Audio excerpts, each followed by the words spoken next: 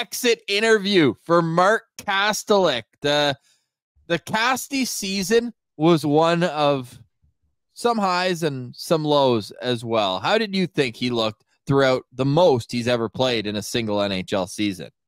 Yeah, I think that's fair. Like there were some times where he was doing his role perfectly, and then there was other times where he needed an assistant coach and a head coach to come let him know, hey, that ain't gonna cut it anymore. I'm talking, of course, Casty's most famous moment of this season was when Jacques Martin and Danny Alfredson came on the bench. This was early on, might have even been the first game, Ross. I think it was in Arizona. Puck goes in the corner. Casty goes to get it, doesn't finish his check, doesn't even check the guy, and then heads off to the bench for a quick, easy change. Alfie goes to him right away, chats with him, and then when Alfie's done chatting with him, telling him, hey, you can't fly by guys like that when you're an absolute unit on the fourth line. Hitting guys is your number one job.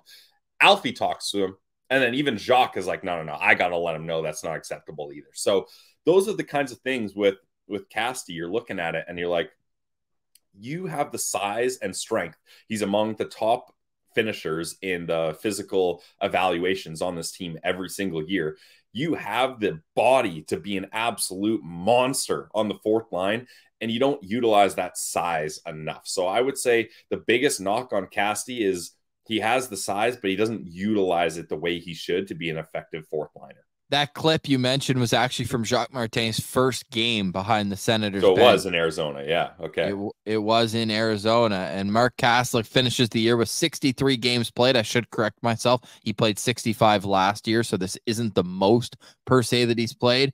5 goals, 5 assists, -5, 10 points with a 48.8 expected goals percentage. Now, say something nice about Mark Kastelic. This guy will win you face-offs, 54.4% in his NHL career through 144 games. He's over 56%.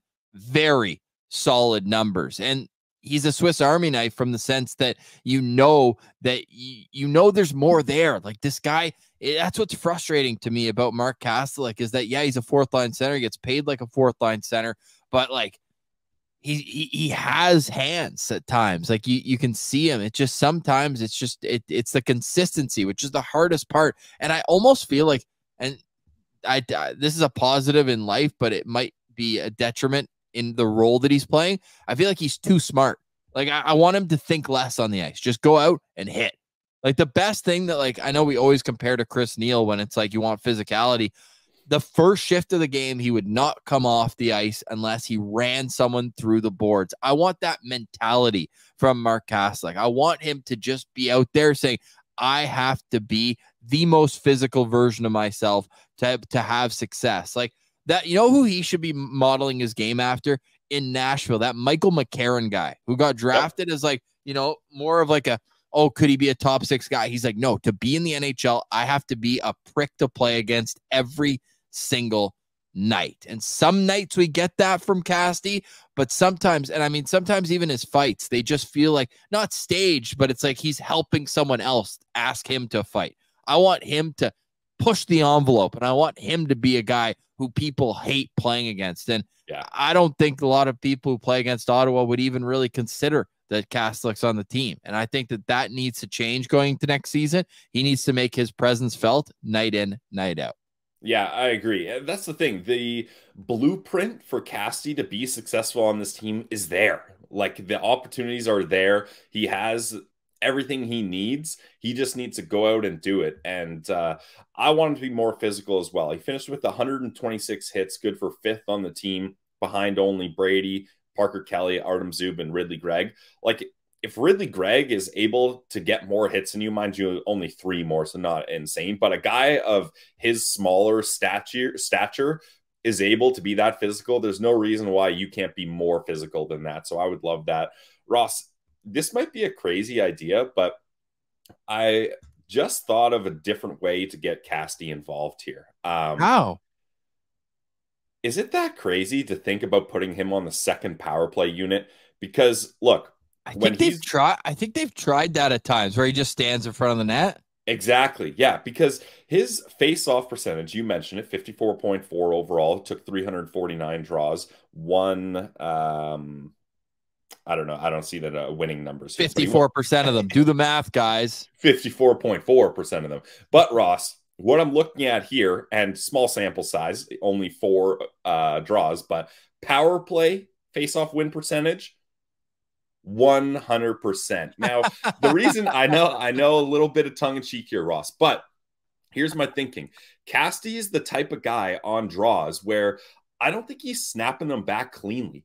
I think he uses his size to tie guys up. So if you're taking a draw on a power play, you're already outnumbering them. So if you can just tie that puck up and tie the centerman up and then have your extra man come in and scoop it up, I think you can have a lot of success. And then he's just honestly, he's just a big body in front that distracts the goalie and distracts one of the defensemen and allows the other 4 players to move the puck around. And maybe he bangs in a tip or a rebound here or there. So that could be another way you get Casty involved. I'm not saying it's that's the key to solving their power play woes, for sure not. But this is a guy that has 1 more year left on his deal, Ross. So he's going to be here next year. I'm quite certain. I don't think they trade him.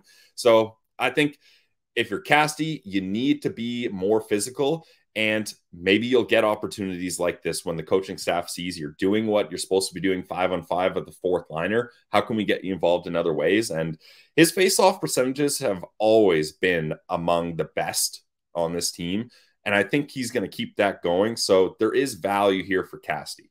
Yeah, 1 year left at $800,000, $835,000. He's 25 years old. He will stay that age throughout the season until March 11th. Pilsy, how many faceoffs do you think Casty took on the power play last year? I told you, 4. Yes, 4 for 4. There you go. Love that. 100%. So what would that to you would be?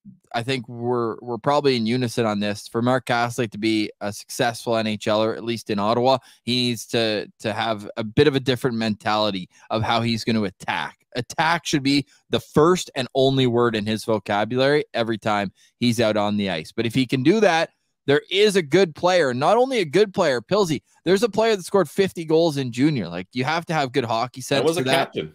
You have to be a good leader for that. And hopefully Mark Kastelic can take the next step in his development next season, a contract year for Mark Kastelic. Let us know in the comments what you feel Mark Kastelic could bring next season and what he did this past season for the Ottawa Senators.